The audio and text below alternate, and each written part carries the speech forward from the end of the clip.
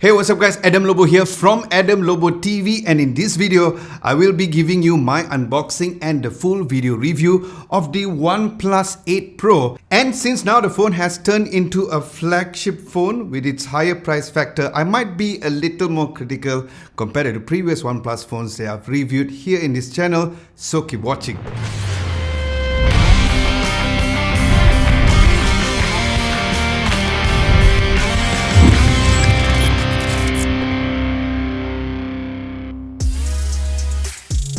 Now, the unboxing process of the OnePlus 8 Pro was surely different than typically unboxing other smartphones, where the box comes with a longer size box, which is all in red, with the number 8 on the top right, OnePlus 8 Pro on the left, and just OnePlus on the right. And looking at the back of the box, there's the RAM, storage, and the color of the device that you choose. Opening the box, you'll immediately find the phone itself. Then in that box, you'll find the SIM ejector pin in one of those cards and also some OnePlus stickers. Then there's the clear soft phone case with a huge never settle branding over there. Why? But for the price you pay, I find that this clear soft phone case to be really soft. So I would recommend getting a better cover, whether it's soft or even it's hard. That's what she said! Then as usual, you will find the very nice red color USB-A to USB-C cable. Then the 30-watt fast charger, which was fine, but this same charging adapter was in the previous OnePlus 7 Pro, so it would be better if they would improve on this area. Now, as for the phone specs, the OnePlus 8 Pro is a 5G ready phone where it comes with the Snapdragon 865 chipset with the Adreno 650 GPU. Now, the variant which I have is the 8 gigs of RAM, but there's also a 12 gig variant as well, with also either 128 or 256 gigs of UFS 3.0 storage. Then it comes shipped with Android 10, with the Oxygen OS 10, and finally also the IP68 dust and water resistant. Now, going into the color finishes, it comes in 3 colors for you guys to choose from. The one which I have is called the Onyx Black, and is also available in Ultramarine Blue and Glacier Green. Now, starting from the design and build, my first reaction when I held the phone was how it did have a quite solid weight to it, and since the OnePlus 6 onwards, I always felt that the body was really slippery. Look at that. Even when I was shooting this phone, when it was on a tube-like platform which was made of hard cardboard, as you guys can see, the phone just keeps sliding by itself. So yes, as mentioned earlier, it's either you get a brand new phone case, which is a hard case, or you can temporarily use the clear phone case, which comes inside of the box. Then the 3 cameras are placed right in the middle, and a lot of people were complaining about this camera bump, but for me, I find it fine. Yes, it does wobble if you place it on a table, but that is only if you tap it on top. But usually when you're tapping or you're typing, you're going to be tapping down below, which was totally fine. Then the rear and the front is made of Corning Gorilla Glass 5 with the aluminum finish, which had a matte finish. Then the overall screen is curved just like the previous variant, and it also has the in-display fingerprint sensor and the camera hole punch towards the top left of the screen. Now this goes to a surprise because it was the pop-up selfie for the OnePlus 7 Pro, which I kind of preferred. But the decision of going to the hole punch display for the camera instead of the pop-up camera could be a reason because of they are trying to get the IP rating, but I would prefer a pop-up camera than the IP rating, as I would love a full screen display. But do let me know what you guys think at the comment section below. Now, as for the phone spots and buttons, looking down below, there is the USB-C port and one of the 2 stereo speakers, as the other is on the earpiece, and also a dual SIM card slot without any micro SD card slot expansion. Then on the left, there is the volume rocker, and on the right, you'll find the alert slider, which goes from silent, vibrate, and ring, which makes me wonder why isn't any other Android phones following this? I find it really useful, right? Then below that, you'll find the power button over there. Now, as for the phone screen, it has a 6.7-inch AMOLED screen with a maximum resolution of 1440 by 3168 pixels, which is labeled as QHD Plus display. Now, when I reviewed the Oppo Find X2 Pro, I did mention that that was the best smartphone screen that I've ever seen. And since this has the same exact panel, I'm gonna say yes, it is still an amazing screen, which I really personally like. And watching videos on the phone was really nice, especially paired with a 120Hz at QHD Plus display. And there's also an interesting mode called motion graphic smoothing, which is upscaling lower frame rate content to a higher frame rate, which only works on Netflix and also YouTube. And the difference was not so noticeable, but yes, the overall experience watching Netflix and also on YouTube on the phone was pretty amazing. Now let's look at the camera specs. The phone has a 48MP f1.8 aperture lens, another huge 48MP f2.2 aperture 14mm ultra-wide angle lens, an 8MP f2.4 telephoto lens with 3x optical zoom, and a 5MP f2.2 aperture color filter camera. So did the OnePlus 8 Pro's camera improve? Well, the pictures on the 48MP mode was great as expected, where the amount of detail is nice and sharp, especially if you are planning to zoom in closer. But as usual, I would only recommend this mode if you really need to crop in to a certain areas of the picture. And yes, there is a huge improvement on the regular shots, as the image processing looked nice with just the right amount of sharpness and saturation as well. As I always felt that the software for OnePlus phones should be improved, not really on the hardware. And as usual, someone who gets the OnePlus phones tend to download the Gcam app, and I'm happy to say that the OnePlus stock camera app looks nicer than the Gcam software mod, as you guys can see over here. Now, I was pleasantly surprised by the ultra-wide angle camera, because even though it had a quite wide 14mm focal length, but there were almost zero image distortion at the sides, and the consistency of the image quality and the color temperature between both lenses still remains the same. Now, since there is a dedicated telephoto lens, you can optically change the focus up to 3x, which was nice as well, as I've never been a fan of how images look when it's digitally zoomed compared to the optical zoom. Now, another huge improvement for the camera is also the portrait mode, where the separation between the object and the background was really good as well, very close to what I've seen on the other flagships. Now, what's interesting is there is no dedicated macro lens, but OnePlus has proven to the other smartphone brands that it is possible to take amazing macro shots by only using the software processing, which in my opinion, it had the best macro photography on any smartphone cameras that I've just recently reviewed.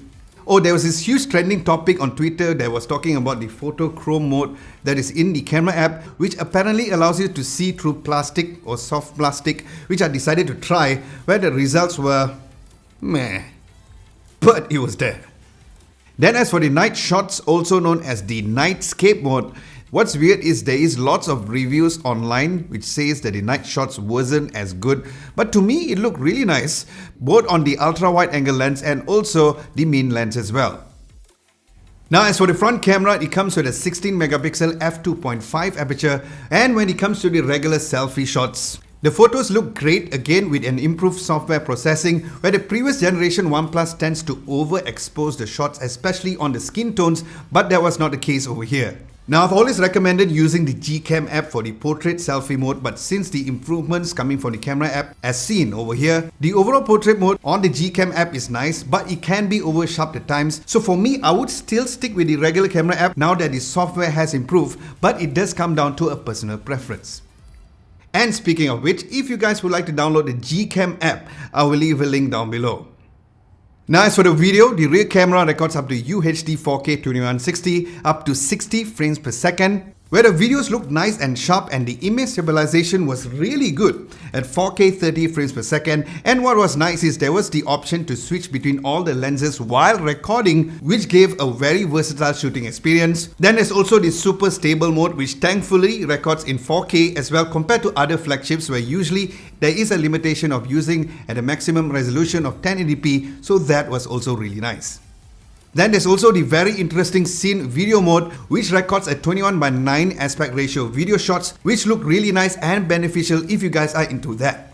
Then as for the front camera, it records up to 1080p up to 30 frames per second, which was weird because the chipset does support up to at least recording up to 4K, but that was not the case on the OnePlus 8 Pro. But the overall image stabilization was great, but as you guys can see, there was this weird image warping at the background as well, as the software tries its best to make the video stable, but yes, it can be used for your regular Instagram stories. Now let's talk about the phone sound quality. When it comes to the speakers, it has the stereo speakers down below and also on the earpiece as I mentioned earlier with Dolby Atmos surround sound. And I love the sound quality coming from the phone, which had a great volume at about maximum of 85.6 dB, which I would say it is not the loudest compared to a Samsung Flagship, but it was very close indeed. And here is a quick sound test.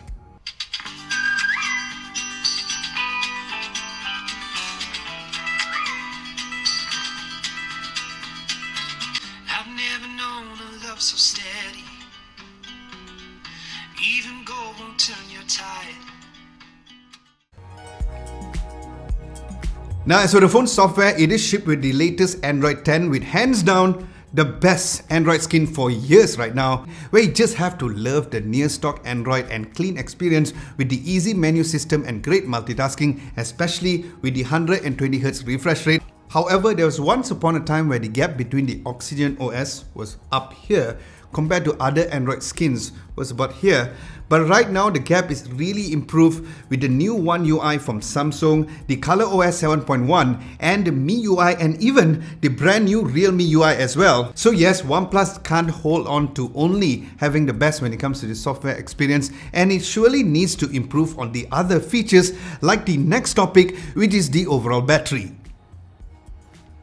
Now the OnePlus 8 Pro comes with 4510 mAh of battery, which by right we should at least expect a 5000 mAh of battery with the current price factor, where I did do a battery test using the phone as my daily driver and I got a total of 4 hours and 32 minutes of screen on time when I was at 10% battery with QHD Plus resolution and 120Hz refresh rate. And for some strange reason, when I put the resolution down to FHD Plus instead of QHD Plus at the same 120Hz refresh rate, I got even a lower battery life of 3 hours and 20 minutes with not using the phone for anything else except for a typical social media and also browsing as well. And I didn't even use the phone's camera, and I could only stretch it to a maximum of 4 hours and 2 minutes at 9% battery. Now I did posted my results on my Instagram stories like I usually do, a lot of behind the scenes on my Instagram profile when I review any smartphones, and people could not believe it and some even indirectly thought that I was not being honest, but why would I even lie? And here are the results. There, it's shown.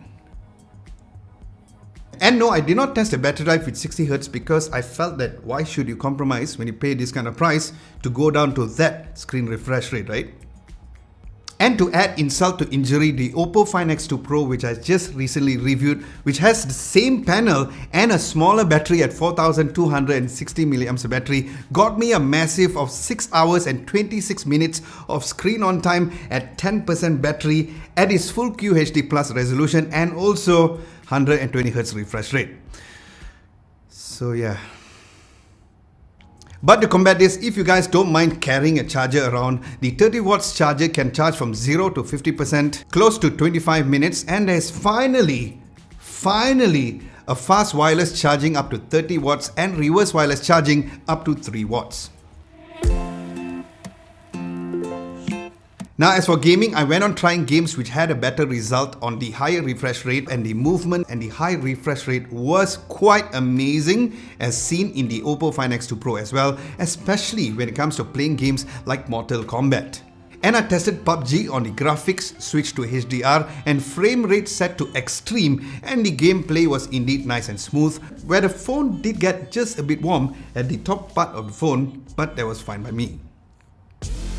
Now in conclusion, the OnePlus 8 Pro is indeed a great smartphone, and what I personally wasn't happy about was of course the battery life and the increased price factor, especially for what you get for this kind of price. But the plus factor, no pun intended, but the plus factor is of course the improved camera, the official IP rating which may or may not be meaningful for some, and right now the versatile charging capabilities, and of course the best Android experience. So if you guys are planning to get yourself one, it is going for a price of 3,699 ringgit for the 8 gigs of RAM with 128 gigs of storage, and 4,099 ringgit for the higher 12 gigs of RAM with 256 gigs of storage. Now, I would recommend getting it from the guys from DirectD as they have lots of freebies and also a myriad of smartphones for you guys to choose from, which includes all the top flagships and also the mid-range to the basic entry-level smartphones. And I can fully attest and give you my endorsement, not literally, to the smartphone's authenticness being sold over there, as it has always been the go-to place that I recommend plenty of my friends and also my family members, and for you to get it over there as well. Now, if you guys watch this video till now, a thumbs up would be very much appreciated, and subscribe to Adam Lobo TV in case you guys would like to see more videos like this. Thank you so much for watching. Stay safe. This is Adam Lobo, and I'll catch you guys in my next video. So did the cameras on the OnePlus 8 Pro improve?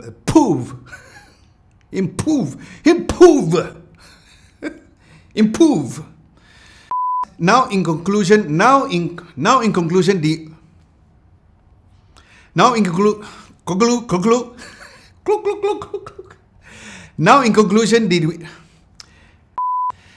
in conclusion, the Realme 8 Pro. Huh? Now in conclusion, Realme 8 Pro. Why? Too many smartphone reviews, man. Now in what is up with me? Now in conclusion, the Realme